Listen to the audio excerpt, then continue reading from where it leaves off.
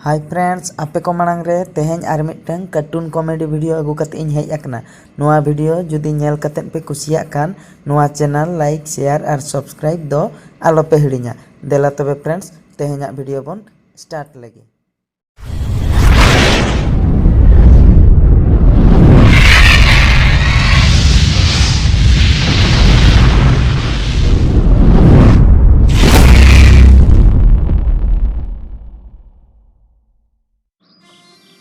बाबा बाबा ए बा आंजोमे आम इन हो गड़म बा और गड़म आयो सला माग मोणे नेल अतु तीन सेनोआ। बांगा आम दो बाम सेन दाड़िया ओंडे चलाव कतेत खाली बेकारेम खराब चाबा। बांगा बा इन तीसो माग मोणे बइन नेल का ओनाते निया धाव दुन सेनोक गिया।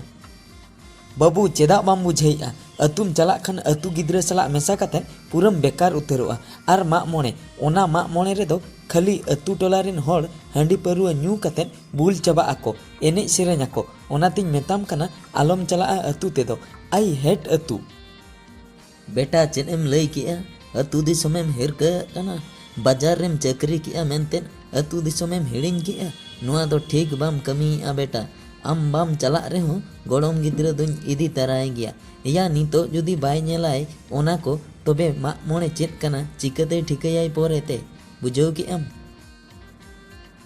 बांगा बा आम कथा बुझब में बाबू अतु ते चला खान खराब उतरो आय हांडी परुआ न्यूई चेदो आय तबे आम हतो अतुरम हरा कना तबे आम हांडी परुआ चेदा बाम न्यूई आ।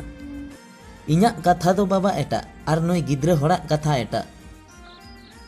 एगो जुदी गड़म गिद्रा बाइक चलाव हचुआया अलंग सला तबे अलंग एकला गलंग सेनो आ चेदा एम जबरदस्त कना।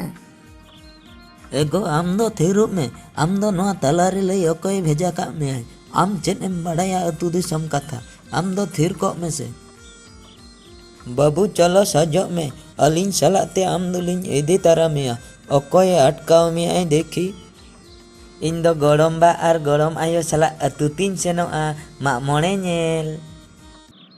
बाबू आम अड़ी जोरेम रस्क कना बा आमिन माना के मिया से अतु ते बाम सेन दाड़िया मेनतेन आम दोलांग एमाम कना।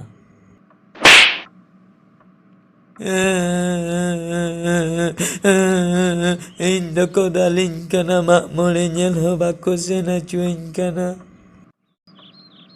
बेटा गड़म गिद्रम दाल के दिया आम दोलांग एमाम कना।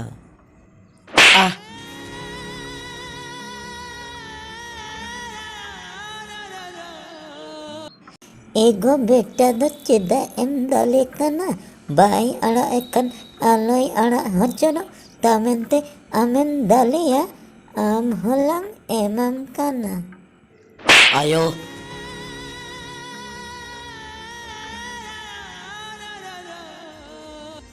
थिरुपे जतो हर थिरुपे आपे दो तापाम तापाम कते गुजुआ। एगो चेदा बाम बुझे कना बाबू सुमुंगे चला रेसेन ए खराब आय आलांग हो जुदी आज सला तेलांग सेनोआ बांग गानोग ते।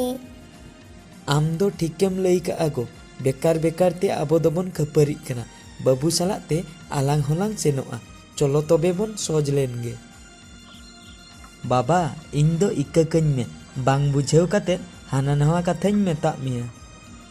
ठीक गियाñ इक्का केत मिया अरे आमेम बुझे ना ओनागे मारांग कथा दो मीत ते तीना रस्क अतु ते बन सेनोआ माग मोणे बन नेला नोआ खोय रस्क आर चेन होय दाड़ियाआ।